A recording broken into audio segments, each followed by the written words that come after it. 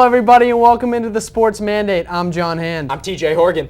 We have a great show for you planned today, talking all sorts of sports, football, baseball. We have Steve Langone, Red Sox advanced scout, on the phone. Yeah, it's a great interview. You're going to want to stick around for that. And we're going to talk a little high school sports right now. Yep. So, TJ, let me know what is going on in Burlington right now with the girls basketball program. So the girls basketball team, they ended the season on a high note, but they did not end up making a tournament. So this will be the end of the road for them. They're 8-11 officially. No tournament, as I mentioned, but they were led by 3 upperclassmen. That's it. They ended the year with 3 healthy upperclassmen. So you know, since ending the season on a good note, that they're going to be pretty good next year because they have the freshman, sophomore, and maybe some freshmen coming up. They have that core to keep moving forward. What do you think about Reading basketball? Well, the girls basketball team finished with a record of 10-9 overall, 9-7 in the Middlesex League. So they did, I believe, qualify for the tournament, which is a good sign under new head coach Jim Benedictus. Right. And like I've mentioned before, they this year were without superstars Morgan O'Brien and Olivia Healy. So for them to kind of, I guess, rebuilding mode but still make the tournament, that's a great sign for them, and good times are still ahead for this. I saw our man Brendan Hall tweeting about Olivia Healy recently breaking some records over there at Richmond. That's what the Readingites do, and that's what B Hall does. He breaks news like it's no one's business. TJ, what's going on with the boys basketball program? All right, so boys basketball, they did get a berth into the tournament because they beat Stoneham, and they beat Wakefield. I apologize. They beat Wakefield to enter into the tournament. They had to win 3 out of their last 4 games. They lost to Reading, followed that with a win at home against Wakefield. That was a fantastic win. Senior night couldn't have been better. They won in a very close game. Also came from like a 12-point lead. It was at one point. Recently, they beat Medway.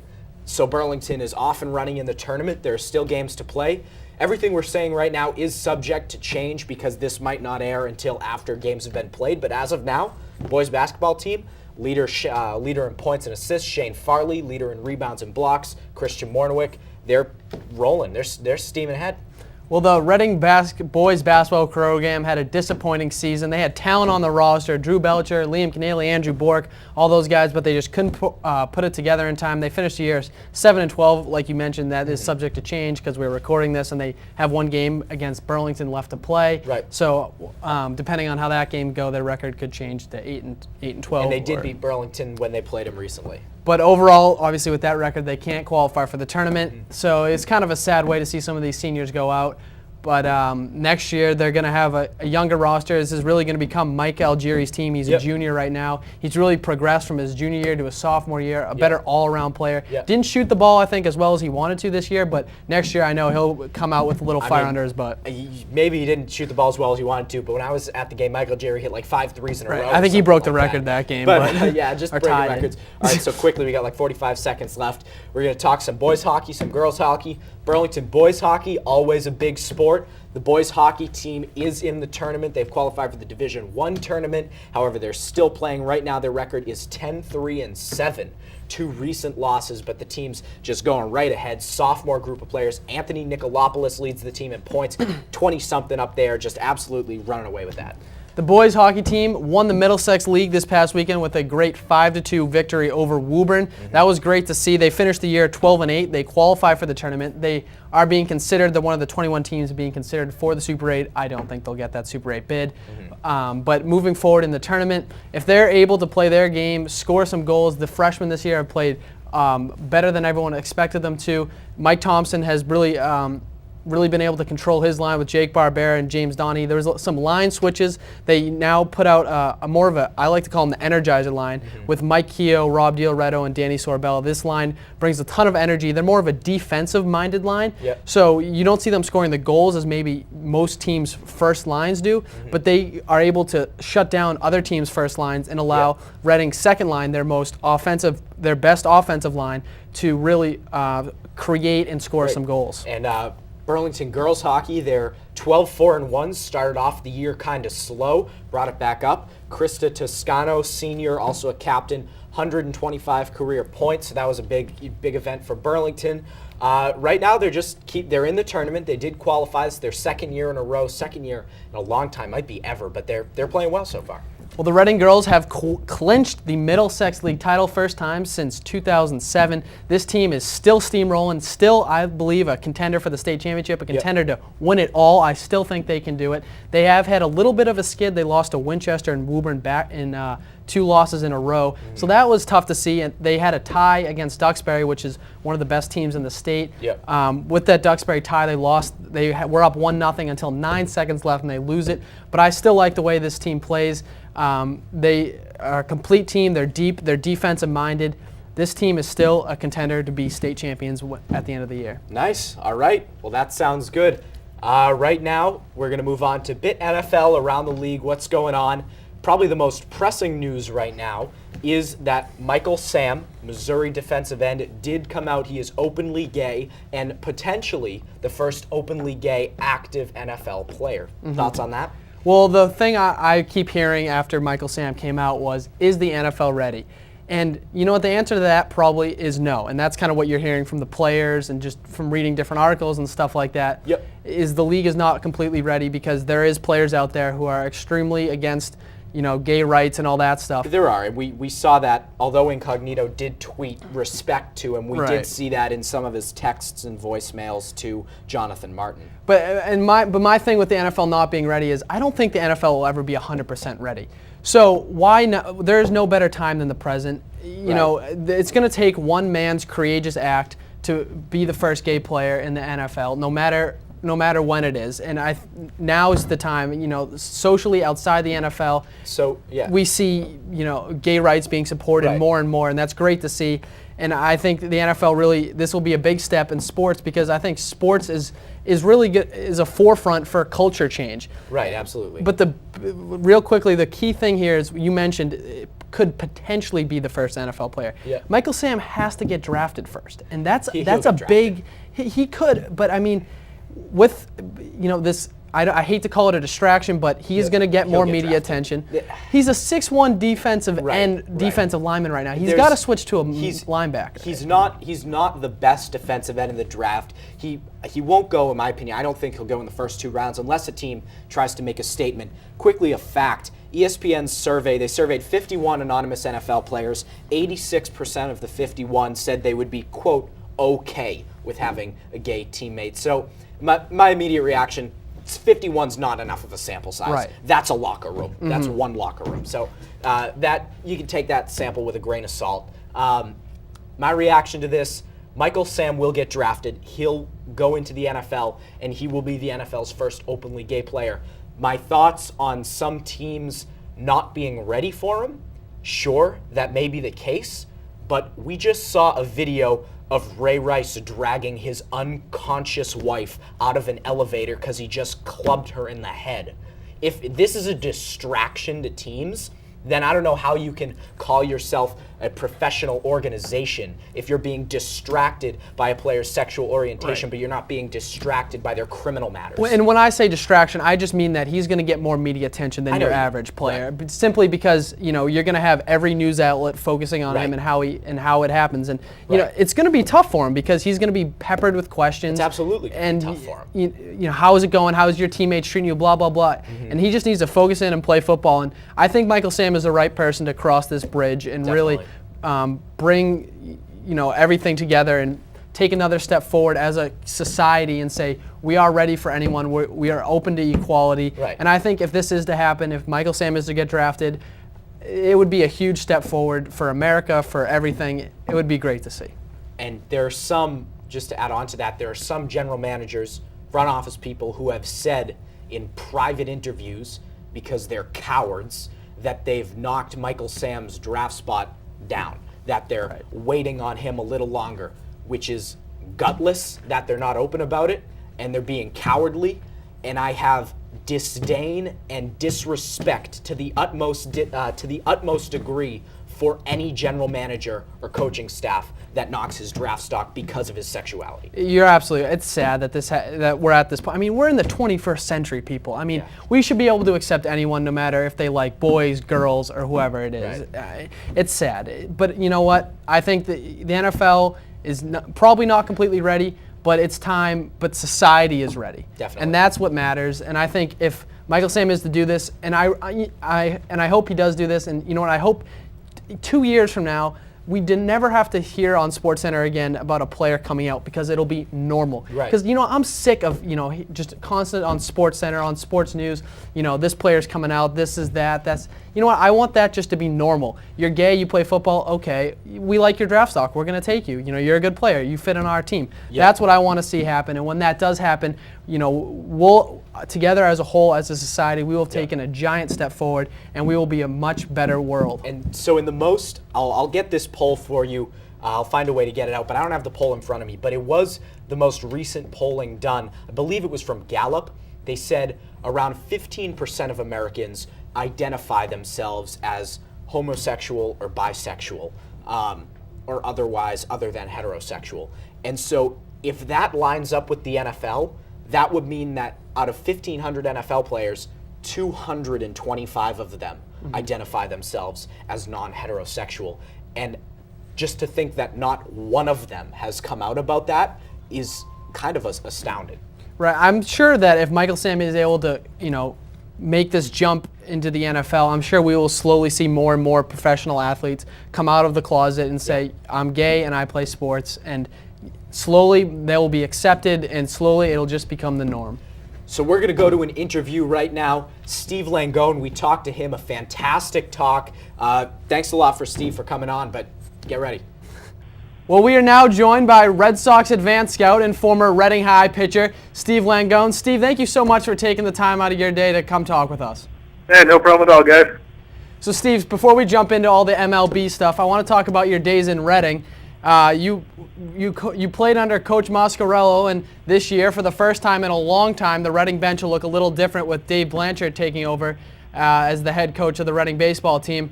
But can you just talk a little bit about what Coach Mascarello meant to you and what it was like to play under him?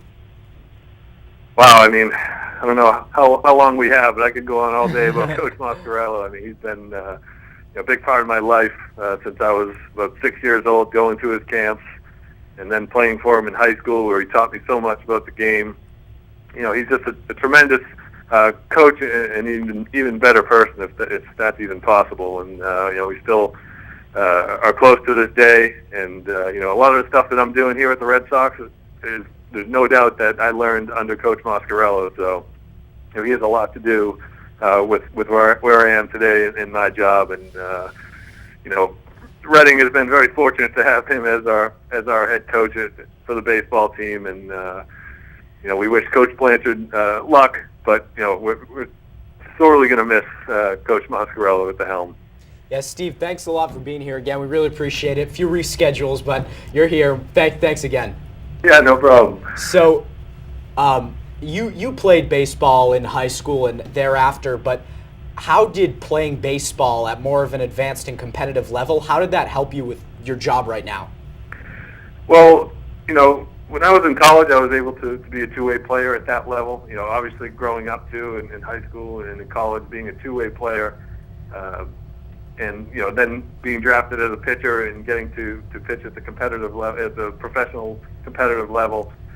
You get to understand what it takes to play at a high level and succeed at a high level on both sides of the ball. And so, now, having been exposed to the major league game here in a different, not as a player, but, in a different role, you have to be able to see the game at that level and be able to talk to the major league coaches and major league players and, get them to believe that you can sort of help them succeed at that level, even though I didn't play at that major league level. So, being able to play at a high level on both sides of the ball certainly has helped me do my job, seeing major league hitters, major league pitchers, and scouting major league teams and making scouting reports out for major league coaches and players. As an advanced scout, could you just briefly kind of explain what your role is and what do you do throughout the whole season? Yeah, so I travel ahead of the team, ahead of the Red Sox, and I see the teams that we're about to play and scout the teams that we are about to play. And there's a lot of travel involved with that, so I'm flying all over the country to see the teams we're about to play. So if we're about to face the Yankees in a weekend series, I'm seeing the Yankees, Sunday, Monday, Tuesday, Wednesday, Thursday, possibly, and wherever they may be. They could. I know they're playing New York, but they could be in Seattle. So I could see them in Seattle on Sunday, then travel to Texas with them for Monday, Tuesday, Wednesday, and then maybe follow the. The travel schedule can be a little bit crazy. So I'm scouting teams that we're about to play, and I'm writing reports, and I run about a 45-minute conference call with the major league coaches on the first day of each series. So the team that I was just scouting, if we open with the Yankees on a Friday, Friday at 1:30 in the afternoon, I'm running a conference call with John Farrell and Torey Lovello and all the major league coaches, going over everything I have and everything that I've seen, and they're bouncing questions off me, and so they're it's just all part of the preparation that our major league coaching staff goes through to prepare for a series. So it's a crazy schedule. I'm flying all over the country and pretty much staying about 28 to 29 nights in a hotel each month. And I pretty much do that for the entire season. So it gets a little crazy, but it's a lot of fun, and especially when you feel that you're all the travel and all the work that you're putting in is worth it and being used, and especially when you're winning as a team like we did last year, it's pretty rewarding. Can I have some of your frequent flyer miles? Yeah, I get a few of those, and hotel points, and so definitely another perk of the job that I haven't used those yet, but someday I'm storing them away for maybe a nice vacation somewhere. When you're scouting other teams and you're looking at the actual players, how much do you consider statistics, whether as broad as batting average or ERA, or more analytical statistics? How much do you consider those to sort of hone your scouting? I mean, I do take those into consideration. I'm certainly aware of those types of numbers. Who's swinging the bat well right now. Left-right splits, and but the good thing about what I'm doing is the coaches want to know my view of what's going on recently, somewhat outside of the numbers. It's more of a scouting eye than it is just looking at a stat sheet and telling them, hey, this guy is hits well against lefties. Well, they could look at a stat sheet and see the same thing. So it's really up to me to make recommendations, whether it be breaking down a swing or an approach that a hitter might be taking recently, and that's the stuff they kind of want to know. Same thing on the pitching side.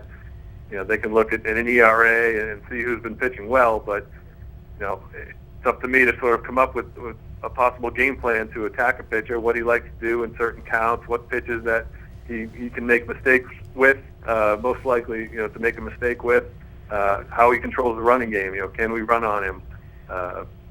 Pitcher-catcher tandem running game.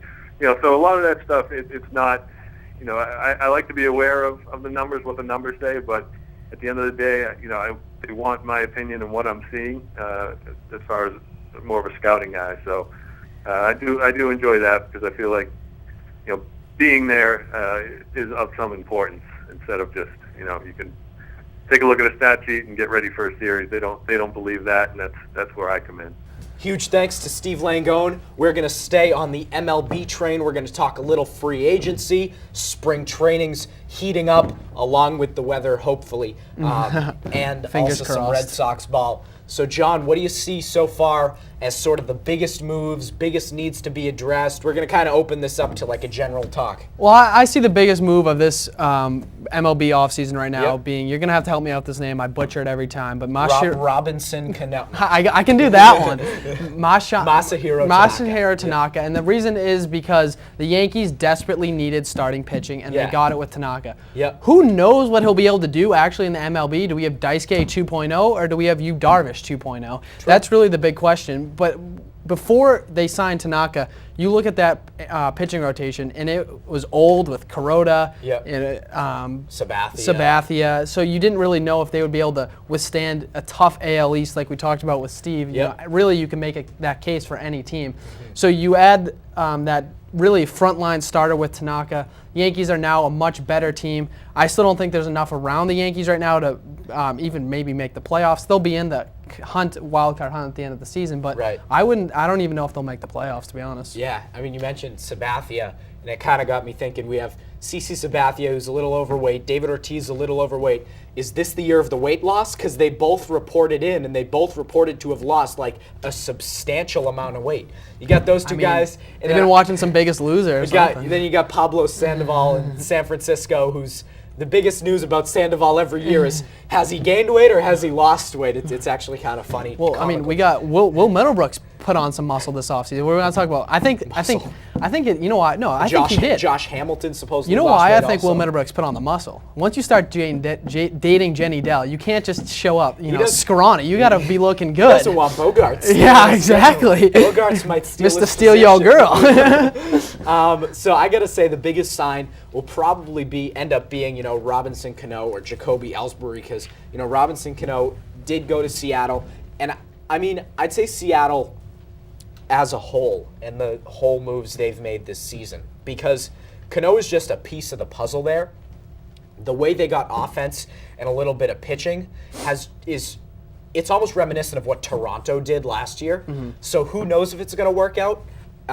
I think there are definitely more skeptics than believers outside of Seattle. I personally do think it'll work out to the extent that they'll win their division, but aside from that, I don't know. Yeah, we got to watch this Cano deal, right? Because I mean, they spent $300 million, $240 million. $240 million on this guy. He's got to work out. I mean, if he doesn't, And there's a no trade clause. I can't. I'm still baffled that they spent that much money on this guy, Right. because their offense was, awful last season. They ranked in the bottom barrel of the MLB, so they really needed any kind of boost they could get. But is Cano really that guy with that much money? Other boosts. I don't know. Other boosts include Willie Bloomquist, sort of a nomad infielder type Yeah, I guy. have no idea who he is. Fernando Rodney, he was the closer. Right. A beast 2 years ago, and in the World Baseball Classic. A little shaky last year. Yeah, he's tapered off a little bit, to say the least, but they signed him sort of blocking Daniel Farquhar, the guy who many people wanted to see close for Seattle. But probably their second biggest sign, Corey Hart. They signed Corey Hart to, let me get the number up real quick. They signed Corey Hart to not a long-term deal. I think that was what I remember seeing being the best part for them, because Corey Hart, injured for last year when he was on the Brewers, hasn't done anything spectacular in the past years. Yeah, they signed him to $6 million. And for a guy who, when he was with the Brewers, people were like comparing him and Ryan Braun. For that type of guy, I think $6 million isn't that bad. But Corey Hart's definitely, once he's healthy, if he's healthy, he's a bat. He can field to an extent, and he can run. Yeah, I mean, when you look at Seattle, the other thing they do have, obviously we talked about their offense being awful, but they do have a pretty good pitching staff. Yeah. Obviously King Felix out there, he's a dominant ace, one of the best in the game. Yeah. So maybe that'll be able to carry them for a little bit. I mean, they do have that. In addition to that, sorry to cut you off, but the pitching, they have Hisashi Iwakuma, who just got injured, so he's out 4 to 6 weeks. That hurts. Which hurts, but as a baseball fan, I like to see the fact that Taijuan Walker is probably going to be getting a much bigger look in spring training and for a spot in that starting rotation. Taijuan Walker, one of the most promising, I don't even want to call him a prospect because he's pretty much guaranteed to be a spot on this new roster, but Taijuan Walker certainly a guy to look out for. Something I want to talk about right now is looking at the Red Sox camp down in Fort Myers. Something that I guess not a lot of talk about on the field play right now. A lot of contract talks going on. We obviously have the David Ortiz debacle, and we also have the John Lester contract talk. And he said he wants to take a hometown discount.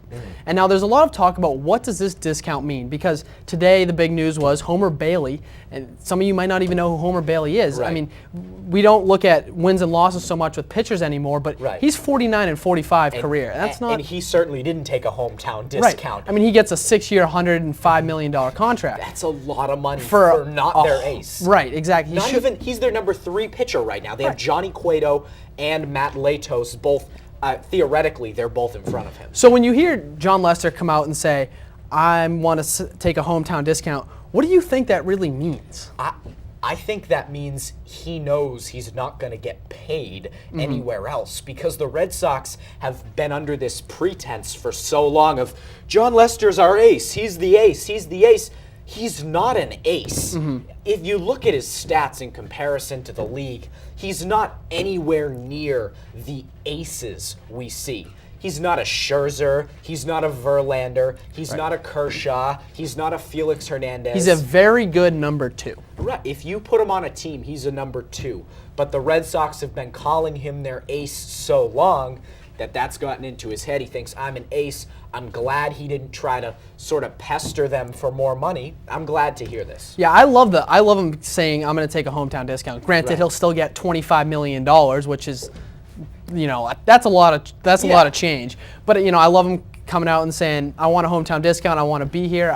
You see athletes nowadays trying to take every penny they can get. So I really like this, but I really think with what he means by a hometown discount is I'm not going to go for ace money like Justin Verlander or Clayton Kershaw like you saw this past year. Because he can't. Because he can't. I'm going to go for, the $20 to $25 million, which is still, that's a lot of money. He's not going for $10 or $15 million a year. Right. Let's put this in perspective. A baseball hometown discount is a little bit more than most families make in a year. So just a tad. Just a little bit. And so that's another point you bring up, just the amount of money players have been getting recently, and the fact that Freddie Freeman signed a 10-year deal and he's 25 years old, and John Lester's on the back half of his career. I mean, is this signaling a new trend that older players are going to be paid less? Like, you're not going to see people over 30 being paid top dollar as you did with Josh Hamilton, or just to shout out a name. You really see that decline once they hit that time. And the other contract debacle we've seen is David Ortiz. How do you feel about Ortiz? A lot of people saying, he shouldn't be talking. He's old. Speaking of talking, he released a quote today that said it'll be cleared up in the next few days. So I'd like to see the Red Sox sign him. I don't want to see, as a Boston resident, I wouldn't even call myself a diehard Red Sox fan. I don't want to see David Ortiz rocking another team's jersey. Right. As a diehard Red Sox fan, I definitely don't want to see that. Right. But I really don't like him talking about his contract. Granted, I know he's been asked questions, what's your contract situation? How do you feel about this? But, his agent's been all over Fort Myers, making sure he's getting pictures with people. Yep. And so I really think David Ortiz right now should be focusing on baseball. He's 37 years old. Right. Granted, he only hits. Yeah. But I really want to see what he does this year. He had a terrific year last year. We know he's a slugger. But I got to see more from David Ortiz before he goes out. Definitely. All right, so that was some good baseball talk. We're going to move on to our water cooler headlines. What you need to know, talking to the water cooler with your peers, your colleagues, anything like that. The Olympics are back, which means you get to be lazy, day drink, order pizza, and binge eat way more than you should because, hey, you can maybe name a player on the U.S. hockey team. But hell, you're being patriotic. I'm sure you've always been passionate about the biathlon. USA, USA, USA. Other news. The Phillies signed pitcher A.J. Burnett to a 1-year, $16 million contract. Following the signing, Burnett's right arm released a statement saying, "They want me to do what? No. I stopped pitching years ago." Where's that? Do I still have a joint down there? Miami Marlins power hitting right fielder Giancarlo Stanton recently stated that he would be open to a long-term deal with the Miami Marlins. Miami owner Jeffrey Loria responded, "Wait, what? I can't comprehend. No one's ever said that to me before. What?" NBA Commissioner Adam Silver confirmed that there are no current plans for an NBA team in Seattle, which means it is only a matter of time before Richard Sherman has walk-on trials for his team, the Shermanators. According to an ESPN source, Brandon Whedon wants to leave the Cleveland Browns. Said every other member of the Cleveland Browns, "Welcome to the club." No, but seriously, if Whedon does become the free agent, the race is on for NFL teams to fill every vacant quarterback spot with someone other than Brandon Whedon. The Oakland Raiders have signed the Canadian Football League's running back, Cody Sheets. In a tell-all interview, Sheets revealed the application has 3 boxes on it for check yes or no. Do you throw? Do you catch? Do you run? So that'll do it for us this week. We appreciate it for watching. Thanks to everyone who helped out. Huge thanks to the best crew in the world, Mike, Phil, and Corey. Huge thanks again to Steve Langone. For John Hand, Sports Mandate, I'm TJ Horgan. We'll see you guys next month.